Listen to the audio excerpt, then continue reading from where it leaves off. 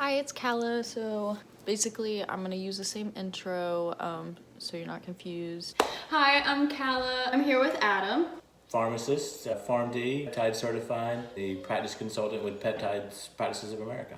Then I'm gonna show basically like the little snippet of our last conversation. In the circulatory system, I think what makes BPC a great addition into some therapy approaches is that it really can start to heal some of those leaky junctions and prevent some of that stuff from leaking out, where I think you might be experiencing some of that, where maybe some of that inflammatory underlying issues you're not seeing nearly as much anymore, and maybe some of the true lactose intolerant or lactose inflammatory issues are just what's left. Or what's left. You really may be kind of sealing up, for lack of a better term, kind of eliminating some of those other inflammatory signals going out.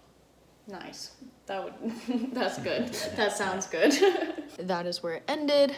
Now for our next topic, what we were talking about was basically, it was me testing the BPC and I wanted to go over like kind of why I did it, what it was doing to my stomach, and if it was a good idea or not a good idea to test it. I had expressed in my videos I was trying low amounts of dairy after taking the BPC157 after like 15 days or 30 days, blah blah blah. I said in the video too. Alright. I kept trying to like find ways if I should test it and stuff, and maybe I should eat some dairy this day and whatnot, and I tried it and it wasn't good. Yeah. I just shouldn't have. I should have just left it alone. And my mom's like, well, maybe on day 15 try it, you're halfway through. Right. On day 30 try it. Yeah, I never really posted or said much about me trying dairy those days and stuff like that, and really it was just because it wasn't a good idea and it ended up not really helping. My hair, it just wasn't a good idea, and I didn't want to tell you guys because it wasn't beneficial at all. So when I would, this hair, can I Facetune a video? I never told you guys what would happen each time I tried a bit of dairy, even if it was on that day or if I was just cheating that day. Usually it didn't really bother me, but for the most part, it just made my stomach more upset, and it just didn't help the process, and I think it honestly made my stomach heal a lot slower. But I can always do another video on that if you're actually interested in knowing more and stuff. Just let me know.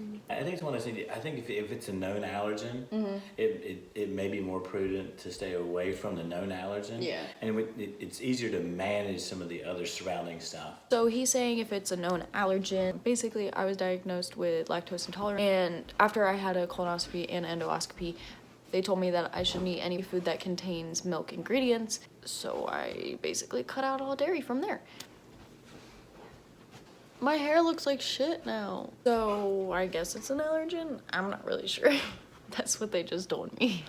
It was never I ate direct cheese. Always something that had the ingredients of milk in it. I mostly would go for chips that had milk in it because that's just very small amounts. Right. And I felt better doing that. I'm very cautious of what kind of milk products, dairy I eat. I'm not liking this hair right now, so we're just gonna... Cheese freaks me out now. If I even have cheese, I'm gonna freak out, and I think I'm gonna die.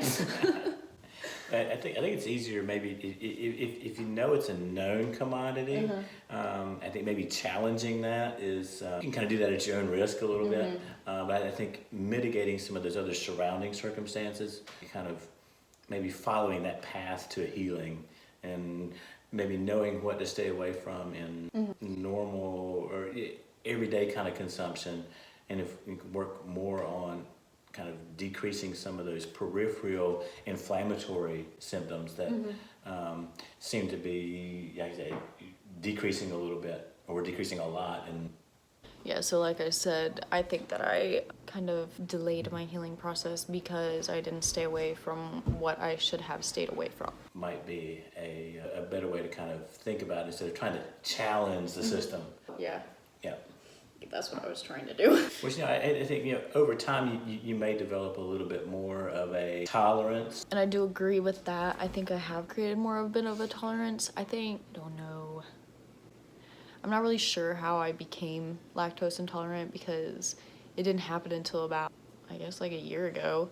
So and maybe able to do some of that inflammatory reaction to it. If that's a true inflammatory response to that particular, whether it's a protein or component of it, I think trying to challenge the system, you might not win that battle. But I don't think I ever won that battle. I think trying to figure out and eliminating some of that peripheral inflammatory response, I think makes a lot of sense. And if those symptoms can kind of decrease from a BPC, therapeutic addition into it, and really kind of seal up some of that leaky inflammatory component, then I think that's really where I think you're going to see more of the value to it. So the BPC157 is going to obviously help and repair my gut. Basically, I'm going to get the most help. I'm going to get the most help from the BPC sealing up most of the, I don't know, basically, yeah, what he said. I was going to try and explain it. Like, I get it, but I can't explain it. But yeah, so that's basically the video for today. I'm gonna post the next questions up here soon. I'm still editing, and yeah, this is me editing and telling you more. So that's the video for today. I thought I'd just put that question in because I thought that was something important that I was sharing with you guys, and I never really ended up completely sharing with you, so I thought I would just kind of make it a whole, yeah, the next video, question, topic, whatever we are talking about next is going to be up soon. That is in the process of the making. Thank you for watching.